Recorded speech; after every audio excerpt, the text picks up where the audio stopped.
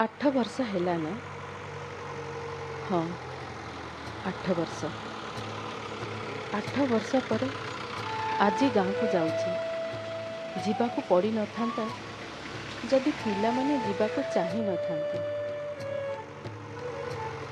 ए 8 वर्ष भितरे केबे केमती गाँव को जीवा पाई जे इच्छा हेइनी ता नहीं, किंतु प्रोग्राम कला परे काहार न काहार किछि न किछि असुविधा पहुँची जाइछि आउ प्रोग्राम कैंसल हो जाइछि।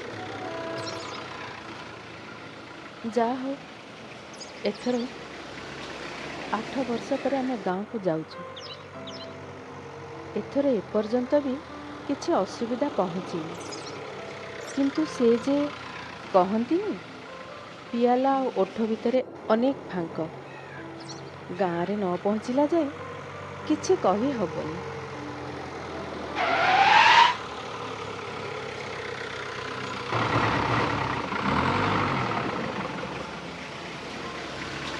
एथर किंतु विचित्र परिस्थिति गाँव को बाहरीचु। हैदराबाद छुट्टी कटेबा को झियो जोई आसीचंती। जोई असितर बापा माँ नहांती, सहर रे बड़ीची। गाँ विषय रे तार विशेष धारणा नाही। केबे तो किछि कहिनी। हठात काहेकि केजानी इच्छा कला एंडुरी खाइबाकू।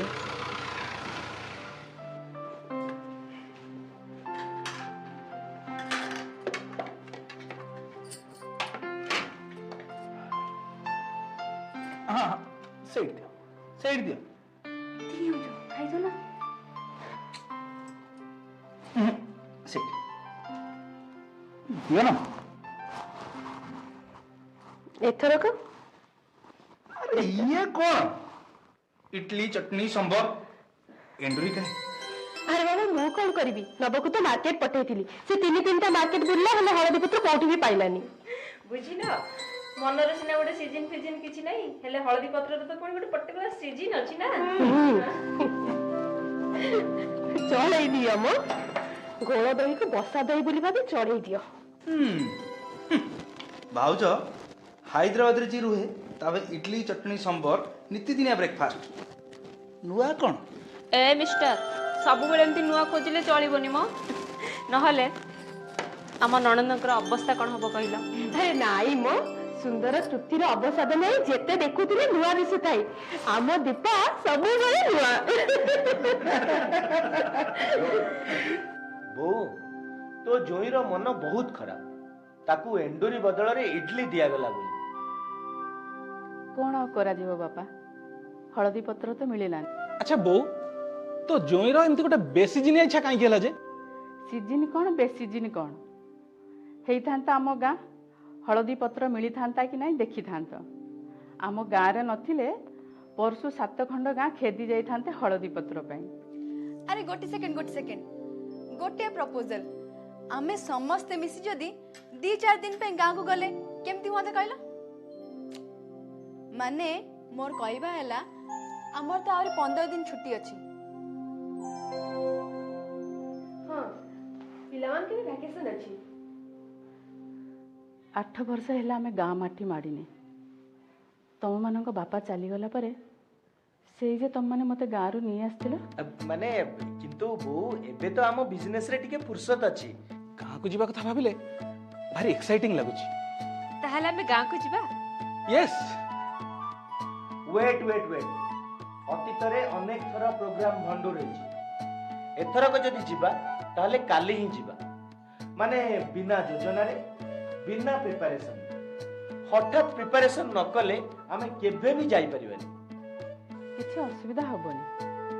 परसु तांग घर को टेलीफोन नेलेणी। गला थरक नंबर देकी जाइछंती। तमे तांको खबर दे दियो। ताहले काली आमे समस्ते गाँ को जाउछे। यस फ्रॉम हल्दी पिठा भाया इटली टू विलेज।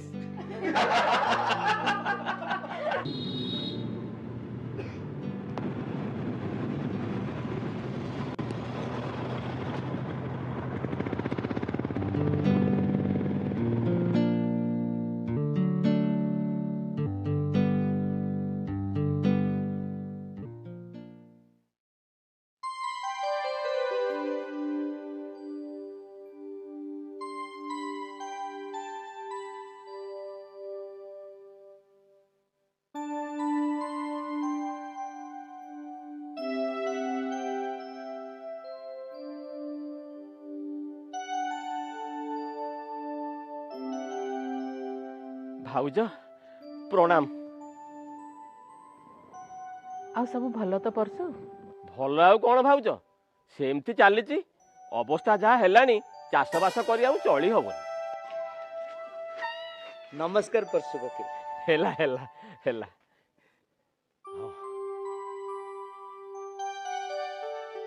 ଆରେ ଏତେ ଡେରି କଣ ହେଲା? ତୁ ପରା ଫୋନ କରି କହିଥିଲୁ ଆମେ ଭୋରୁ ଭୋରୁ ବାହାରିବୁ ବୋଲି। ଡେରି ଆଉ କଣ, ଏଇ ଆମ ହାଇୱେରୁ ଆମ ଗାଁକୁ ଏଇ ଯୋଉ 10 କିଲୋମିଟର ରାସ୍ତା ଖଣ୍ଡକ, ରାସ୍ତା ତ ନୁହଁ ନର୍କ। ଧକଡ଼ ଚକଡ଼ରେ ଅଣ୍ଟା ପିଠି ସବୁ ଦରଜ ହେଇଗଲାଣି। ତା ଛଡ଼ା ସ୍ତ୍ରୀ ଲୋକମାନଙ୍କ କଥା ତ ଜାଣିଛ କକେଇ, ରାତି 4ଟାରୁ ଉଠି ସଜବାଜ ହଉଛନ୍ତି ଯେ ଦିନ 8ଟା ବାଜିଗଲା। ଆରେ ଦିବାକର, ଆରେ ଭିତରେ କଣ କରୁଛୁ? ଗାଡିରୁ ଜିନିଷ ପତ୍ର ନେଇ ଭିତରେ ରଖ। ଦିବାକର? ନାରଣ ଜେନା ପୁଅ, ନାରଣ ମନେ ପଡୁଛି ନା? ତମ ଘରେ ମୂଲିଆ କାମ କରୁଥିଲା। ଏଠି 2-4 ଦିନ ତମ ମାନେ ରହିବ ତ, ଏଇଠି କାମ ଦାମ କରିବ। ଯା। ଆରେ ତମମାନେ ସବୁ ଠିଆ ହେଇ ରହିଲା କଣ? ଭିତରକୁ ଚାଲ, ଧୁଆ ଧୁଇ ହ, ରନ୍ଧା ବଢା ସରିଛି।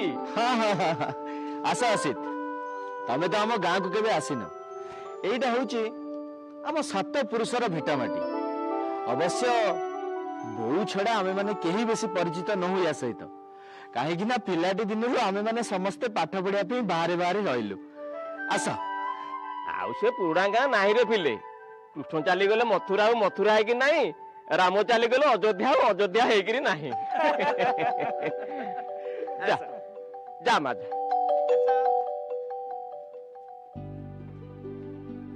ପିଲାମାନଙ୍କୁ କହି କିଛି ଲାଭ ନାହିଁ ପରଶୁ। ଗାଁଟା ସବୁବେଳେ ସେମାନଙ୍କ ପାଇଁ ପିକନିକ୍ କରିବା ଜାଗା।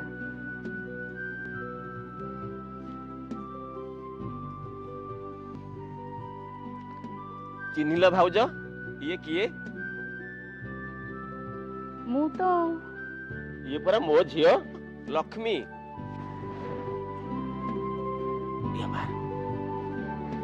ହେଲା ହେଲା। ଆଲୋ ଲକ୍ଷ୍ମୀ, ତୁ ଏଡ଼ିକିଟିଏ ହେଇଥିଲୁ 8 ବର୍ଷ ତଳେ ଗାଁ ଛାଡ଼ି ଗଲା ବେଳକୁ। ଗଲା ବର୍ଷ ୟାରି ବାହାଘର କଲ ନା ପରଶୁ? ହଁ ଭାଉଜ, ବାହାଘରୁ ତ କେତେ ନେହୁରା ହେଲି, ହେଲେ ତମେ ମାନେ କେହି ଆସିଲନି। କେମିତି ଆସିଥାନ୍ତି କୁହ? ସେତେବେଳେ ଦୀପାର ଡେଲିଭରି ଟାଇମ୍।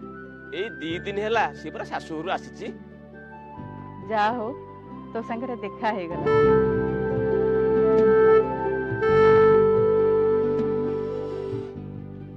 ଆରେ ଇଏ କଣ? କି କଥା କହୁଛ କହିଲ ନାନୀ? ଏତେ ଦିନ କି ଗାଁ ମାଟିରେ ତମ ପାଦ ପଡିଲା, ଶଙ୍ଖ ବଜେଇ ଧୂପ ଦୀପ ଦେଇ ବନ୍ଦାପନା କରି ତମକୁ ଘରକୁ ନ ନେଲେ ଏ ଗାଁ ସାରା ଲୋକ ମତେ କଣ କହିବେ କହିଲ? ଆଗରୁ ତ ତୋର ସବୁ କଥାରେ ବାହୁନା ହଉଥିଲା, ଏ ବାହୁନା ଛାଡ଼ି ଶଙ୍ଖ ବଜେଇଲୁଣି କେବେଠୁ? ଯୁଗ ପୁରା ବଦଳିଛି ନାନୀ। ଆଜିକାଲି ଝିଅ ମାନେ ବାହା ବିଦୁରୁ ଉଠି ଚଟି ଫଟ ଫଟ କରି ବିନା ଓଢଣାରେ ଶାଶୁଘରକୁ ଚାଲି ଯାଉଛନ୍ତି। ଆଉ ବାହୁ ନଉଛି କିଏ ବା? ହଉ ହଉ ହଉ ଭାଉଜ, ଆସ ଭିତରକୁ ଆସ।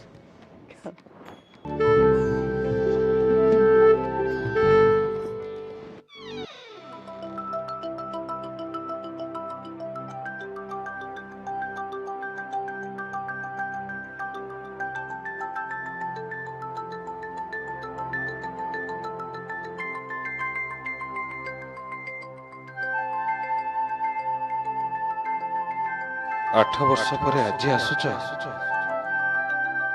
ଆସ, ସ୍ୱାଗତ।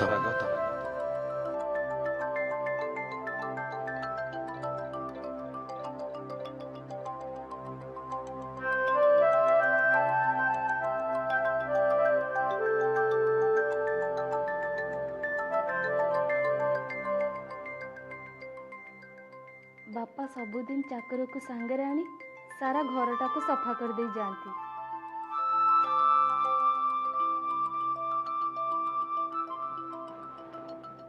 ତ ଦଦେଇଙ୍କ ଫଟୋଟାକୁ ବି ନିଶ୍ଚୟ ସଫା କରୁଥିବେ, କାରଣ ଦେଖୁନୁ ଧୂଳି ମଳି ଅଳନ୍ଦ କିଛି ନାହିଁ। ଏଇଠି ନାନୀ, ତମ ବୋହୂ ମାନଙ୍କ ସାଙ୍ଗେ ଚିହ୍ନା ହେବା ପାଇଁ ମୁଁ ଚାଲିଲି। ହଉ ଯା।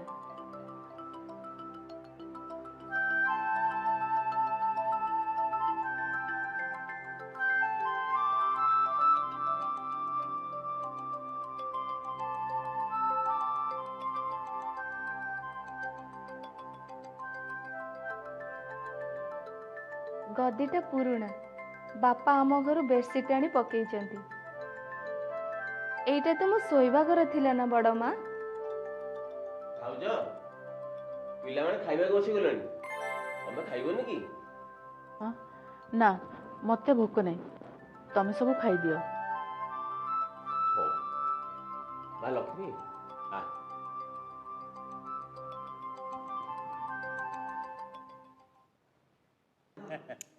ଆସୁ ପୁଣି ଆସିକି ଏଠି ଯୁଗ ଇଏ କ'ଣ ଉଠେଇଲେ?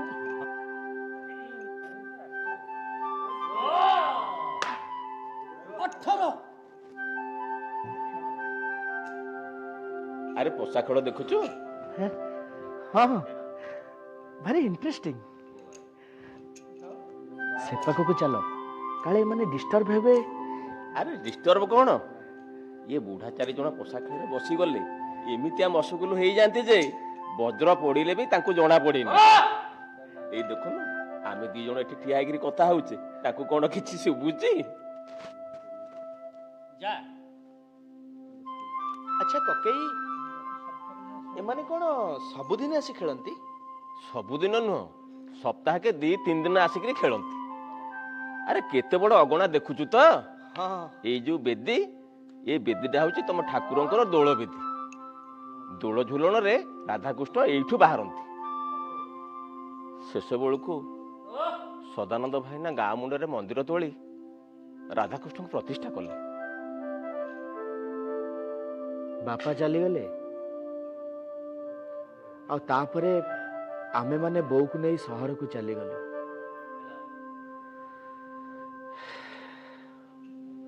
ବାପା କିନ୍ତୁ ଠିକ କରିଛନ୍ତି। ଆରେ ସେଇଥିପାଇଁ ତ ଏ ବୁଢ଼ା 4 ଜଣଙ୍କୁ ଛାଡ଼ି ଦେଇଛି ଏଠି ପଶା ଖେଳିବା ପାଇଁ। ତମର କେଡ଼େ ବଡ଼ ବୁନିଆଦି। ଘରେ ସଞ୍ଜବତୀ ନ ପଡ଼ିଲେ, ଆଲୁଅ ଟିକେ ନ ଜଳିଲେ ତମ ବଂଶପତି ଅକଲ୍ୟାଣ ହବନି। ସେଇଥିପାଇଁ ଏ ବ୍ୟବସ୍ଥା କରିଛି। ଭଲ କରିଛ କକେଇ। ଆମେ 2 ଭାଇ ବୋଉକୁ ଅନେକ ଥର କହିଛୁ, ଗାଁରେ ଜମିବାଡ଼ି, ଘର, ଜାଗା ଏସବୁ ଆମର କ'ଣ କାମରେ ଲାଗିବ? ବୋଉର ଯୋଉ ଆପତ୍ତି ନା, କହିଲା କ'ଣ ନା, ବାପା ଅଜା କମେଇଥିବା ସମ୍ପତ୍ତି ବିକିବାକୁ ତମେ କିଏ? ଦେଖିବୁ ଦିନେ ନା ଦିନେ ଇଏ ତମମାନଙ୍କ କାମରେ ଆସିବ। ଆଉ ଆଜି ସତକୁ ସତ ଆସିଲା। ଏଇ ଜମି ଥିଲା ବୋଲି ତାକୁ ମର୍ଗେଜ ଦେଇ ବ୍ୟାଙ୍କରୁ ଲୋନ୍ ଆଣି ଆମେ ମାନେ ଫ୍ୟାକ୍ଟ୍ରି କରିପାରିଲୁ। ଆରେ ତୋ ବୋଉ କ'ଣ କରୁଛନ୍ତି? ସେ ତ ସନ୍ଧ୍ୟାବେଳେ ମନ୍ଦିର ଯାଇ ଫେରି ଆସିଲେଣି। ବୋଉ ତା ରୁମରେ ଥିବ।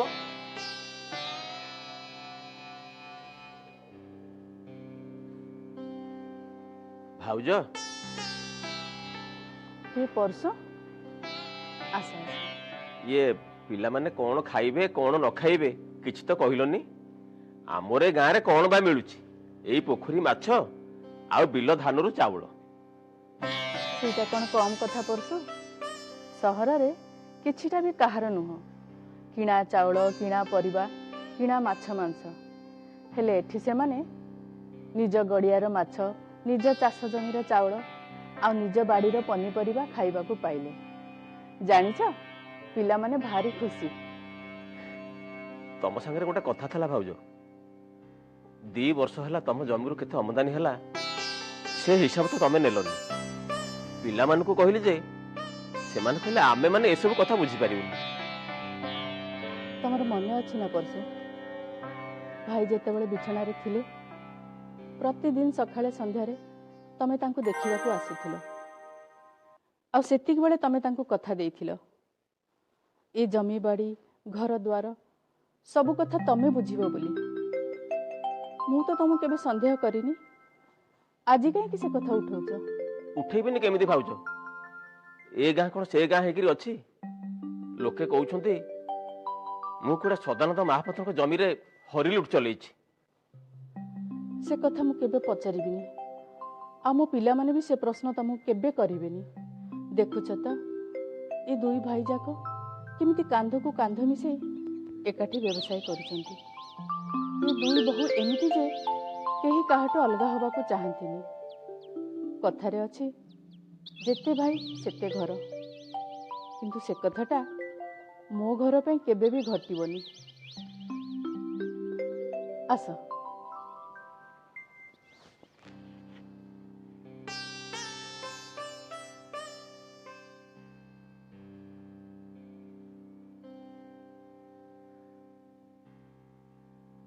ଦେଖିଲା ଯୋଉ କଥା କହିବି ବୋଲି ଆସିଥିଲି।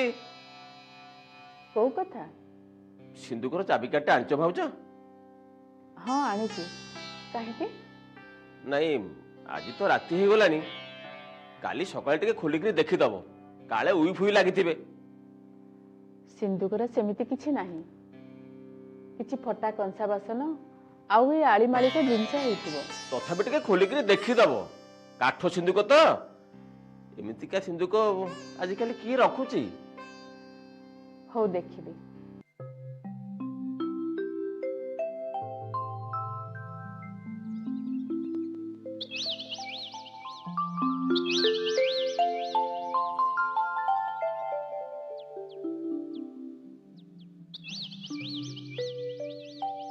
ଦେଲୁ ଛୁଇଁ ଦେଲୁ। ଠାକୁର ଲୁଗାଟା ବଦଳେଇନି ମାରା କରିଦେଲୁ। ଏ ଗାଁ ପିଲାଙ୍କ ସାଙ୍ଗରେ ମିଶି ଏମାନଙ୍କ ସାଙ୍ଗରେ କାହିଁକି ଖେଳୁଛ? ଏ ପିଲେ ଯାଅ ତମାନଙ୍କ ଘରକୁ ଯାଅ। ଆରେ ଯାଉନ। ତୁ କଣ ଭାବୁଛୁ ମୁଁ ରାଗିଛି ବୋଲି?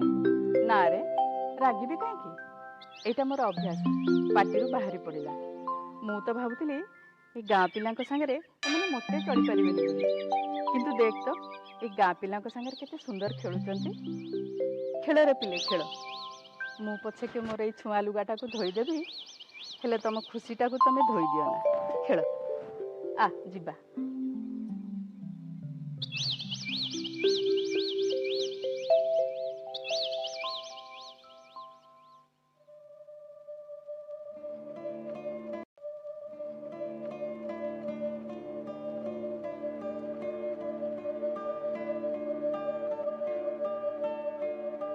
କ'ଣ ଅଛି ସିନ୍ଦୁକରେ? 8 ବର୍ଷ ତଳେ କ'ଣ ରଖିଯାଇଥିଲି, କିଛି ତ ମନେ ପଡ଼ୁନି।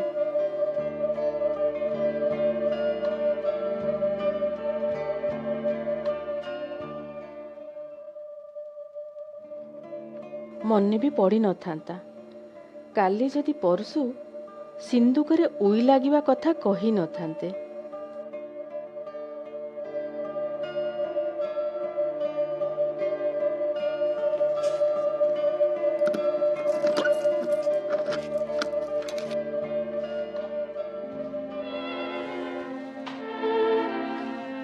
ଇଏ ତ ଖାଲି ଆଳିମାଳିକା ଜିନିଷ ଆଉ ପୁରୁଣା ଶାଢ଼ୀ କେଇ ଖଣ୍ଡ।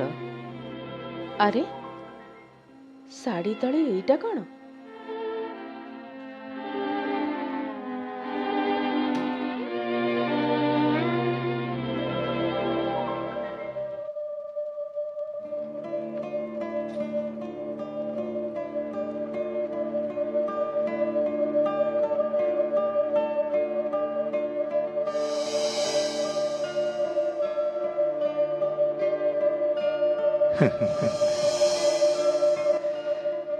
ଚାଳିଶ ବର୍ଷର କବର ଖୋଳି ଶେଷରେ ପାଉଁଜି ହଳକ ପୁଣି ବାହାର କଲ ନା?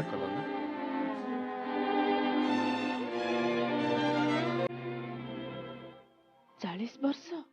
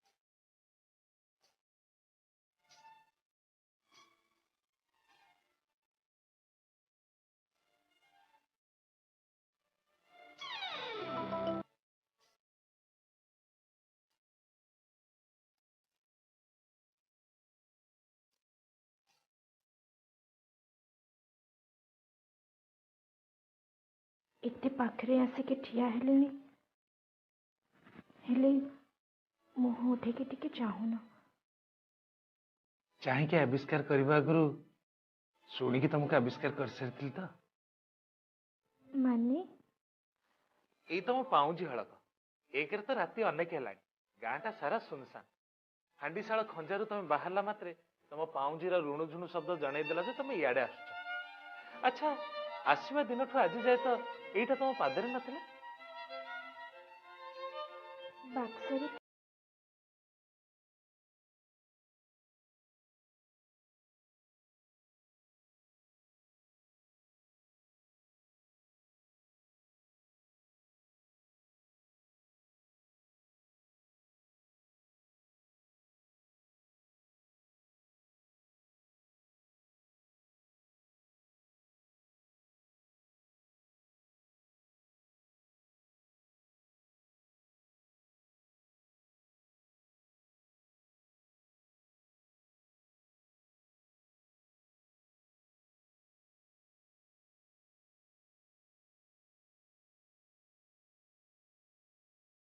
लगा पाऊँजी तू कौन करिबु नाच करिबु भाईना शुणी कलिकता काम रे जाइथिले मो पाई किणी आनिथिले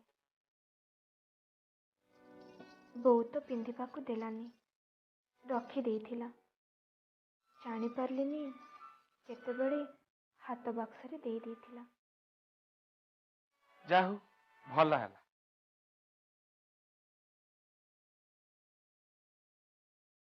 कौन भला है आम सगड़िया बलद दीटा बेकरे घंटी बांधी जुआड़े चलले टंग टंग शब्द होम धला पुषी बिले बेकरे घुंगुर नाई एबे पुणी घरर बोहू झुमका लगा पाउंजी लगे जुआड़े गले भी ता ऋणु झुणु शब्द जनईदब से कुआड़े जाऊ बलद बिलेई बिमुआ वाह ठाट्टा करूच नहीं तेबे लोके कौन कहे से कथा भावुची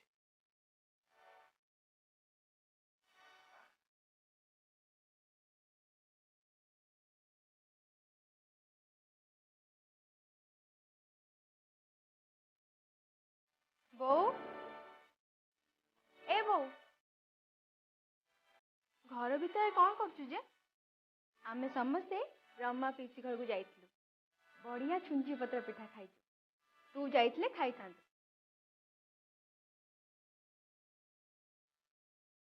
अरे चुपचाप कौन ठिया हेचु किछि भाई भाउजा देखिबा आस बौर हिडन ट्रेजर माने बौर लुचेई रखिथिबा गुप्त धन ताकू घरे सजाड़ी के रखिबा कथा ना एबे से कथा थाओ एबे जिनसटा मो पाखरे थाओ तमे माने जाओ रोसईटा केते बाट गला देखिबो पिला माननको भोक करबणी तदारक न कले नन्ना काली भलिया माछ झोଳରେ बेसी लंका पकई दबो जाओ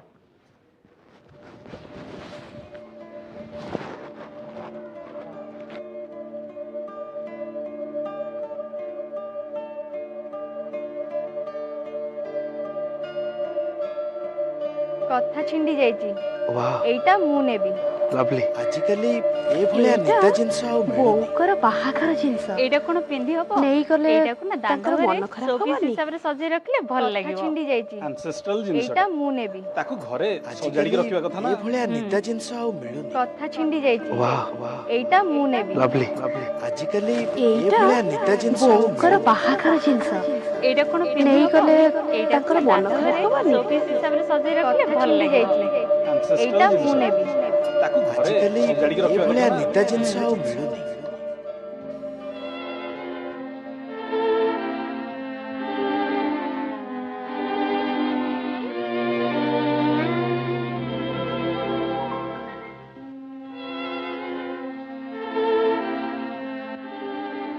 रह चिंता कर कौन कर फिर सितुक भीतर रखी दो अनाथे अनंत काल जदि बा दबु କାହାକୁ ଦବୁ? ଝିଅକୁ ନା ବୋହୂମାନଙ୍କ ଭିତରୁ କାହାକୁ? ସେମାନଙ୍କ ଆଖିକୁ ଦେଖିଛୁ? ଲୋଭରେ ଚିକ୍ ଚିକ୍ କରୁଥିଲା। ଜଣକୁ ଦେଲେ ଅନ୍ୟମାନେ ମନ ଉଣା କରିବେ। ପାଉଁଜି ହଳକ କଣ ବା ଦାମ ତାର? କିନ୍ତୁ ତାକୁ ନେଇ ଝଡ଼ ଉଠିପାରେ, କଳହ ସୃଷ୍ଟି ହୋଇପାରେ, ଆଉ ସଭା ଶେଷରେ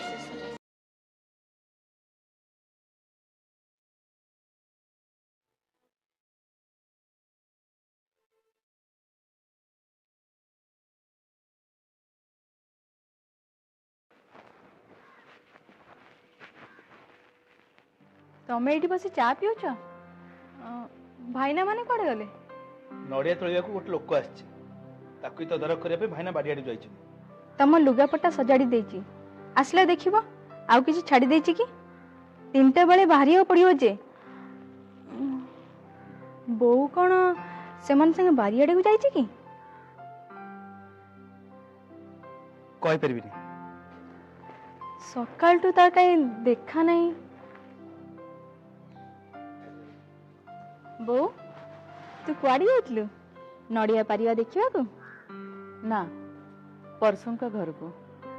ସେ କ'ଣ ଆସିନଥାନ୍ତେ ଯେ ତୁ ଯାଇଥିଲୁ?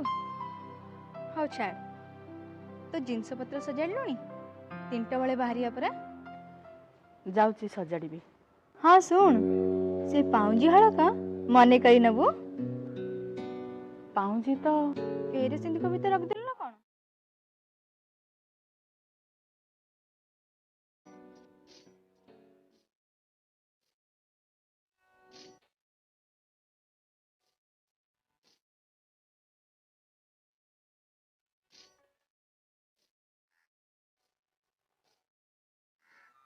ଆ ମା ଆ। ଝିଅଟା ପହିଲି ପାଳି ବାପ ଘରକୁ ଆସିଛି। ବାହାଘରକୁ ଆସିପାରିନଥିଲି। ପାଉଁଜି ହଳକ ତାକୁ ଦବାକୁ ତାଙ୍କ ଘରକୁ ଯାଇଥିଲି।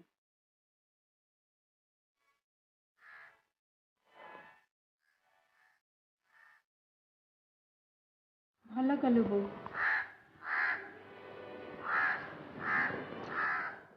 ଖୁବ୍ ଭଲ କଲୁ। ପାଉଁଜି ହଳକ ଶୋପିସ୍ ନାହିଁ, ଲକ୍ଷ୍ମୀ ପାଦାର ଶୋଭା ବଢ଼େଇଲା। ହଁ, ବୋଉ ଠିକ୍ କରିଛନ୍ତି। ଏଇଟା ଏକଦମ ଠିକ୍ ଡିସିସନ୍। ଲକ୍ଷ୍ମୀ, ତମେ ଆଜି ଆମ ସାଙ୍ଗରେ ଖାଇବ ହେଲା? ହଁ, ଆଉ ଆଜି ମୁଁ ରାନ୍ଧିବି ହାଇଦ୍ରାବାଦୀ ବିରିୟାନୀ ଆଉ ଦହି ରାଇତା। ଆଉ ତମେ ଭାଉଜ ମାନେ ଯଦି ଇଚ୍ଛା କର ଟହଲିବା କାମ କରିପାର।